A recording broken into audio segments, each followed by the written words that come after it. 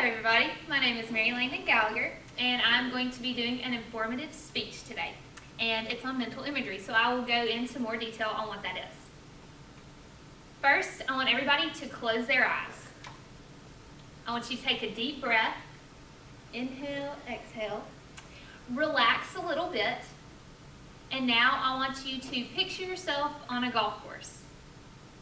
While you're on the golf course, you can feel the wind in your hair. You have a little skirt on, so it's flapping it a little bit, but you're standing over a putt to win the biggest tournament of your life. You feel the grip in your hand, you take the club back, you hit the ball, you follow through, and you watch it trickle into the hole, and it falls in. Now, everybody open your eyes. Could any of y'all see that? Could any of y'all feel like you were there? Okay, that's what mental imagery is. Mental imagery is being able to picture yourself in a place without physically being there. This does not always mean seeing it. You can smell it, you can taste it, and you can also hear it. So everybody has kind of experienced this in one way or another, dealing with different things, whether it's studying or practicing for dance or cheer or anything of that nature. According to sports imagery, athletes' most powerful mental tool, mental imagery takes 4 areas of impact: perspective, control, multiple senses, and speed. Perspective is where you see yourself inside or outside of like an out-of-body experience. I don't know if y'all have ever heard of the zone, but a lot of professional athletes will say, oh, I've been in the zone. I've seen myself outside, out-of-body experience. Next is control. This is how well you can imagine what you want to imagine without mistakes. So how many of y'all have ever cheered or danced? You can feel yourself doing that dance and not making any mistakes. That's what control is, being in control. Multiple senses. This is where you have all of your senses engaged. This is just opposite of visualization. So you can see yourself do things. Well, now you can smell it. So you picture yourself at the beach. You kind of can get that salty air, the sand in your toes. You can hear those beach sounds. That's what multiple senses are. Speed, this is where you can control the speed of what's going on in your mental state. So this allows you to focus on different aspects of your techniques, as well as being able to see yourself move in real time. So kind of like your control. So everybody knows who Michael Jordan is. We all know that basketball is a very mental game. When you're standing on a free throw line and you have to make this basket to win the ball game. So we're going to watch exactly what Michael Jordan says when somebody says, hey, what's your mental preparation? This might take a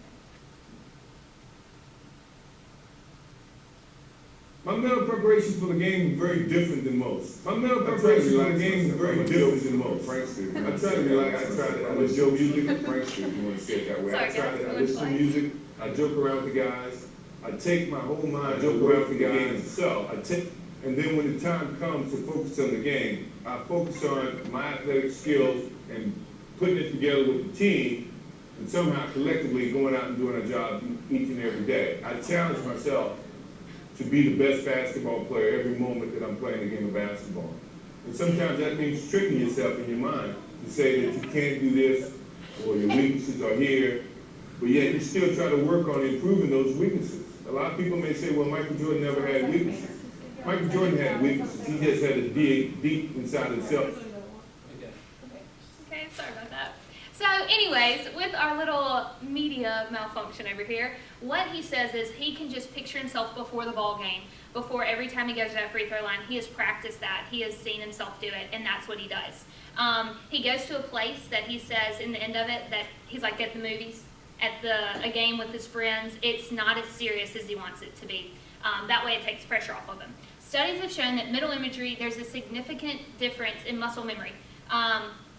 Meaning that if you practice this in your mind, it becomes muscle memory. You can see that in a lot of different areas while practicing this in different sports. Okay, so there's not a lot of information offered on how to practice mental imagery. There's a lady named Annie Plessinger. She says that there's no correct form. So no one can say, oh, this is how you practice it, and this is what you have to do to practice it. The reason mental imagery works lies in the fact that when you imagine yourself perform to perfection and doing precisely what you want, that goes back to control, that goes back to the multiple senses, that goes back to all 4 areas. You control what you want to. You're using your mind to, what are the benefits of it? You're using your mind to rehearse in pressured situations. Y'all know when you're getting ready to go do the dance or perform, you are so pressured, but you've practiced so much in your mind that you do it. Your body becomes prone to doing whatever it is because of the muscle memory, because being able to go back in your mind, you already know what you're going to do. You've rehearsed their action. Your mind makes your body feel like it has performed the action. So once you're mentally rehearsing that, it just happens. Mental imagery is being able to use your mind to rehearse an action without having to actually do it. We use mental imagery in almost everything we do. And remember to rehearse the actions in your mind, and your mind will eventually make it muscle memory. So when you're about to go back out there for your big test or a big game or whatever it is, rehearse it in your mind over and over, and it will eventually become your actions. Thank you all so much.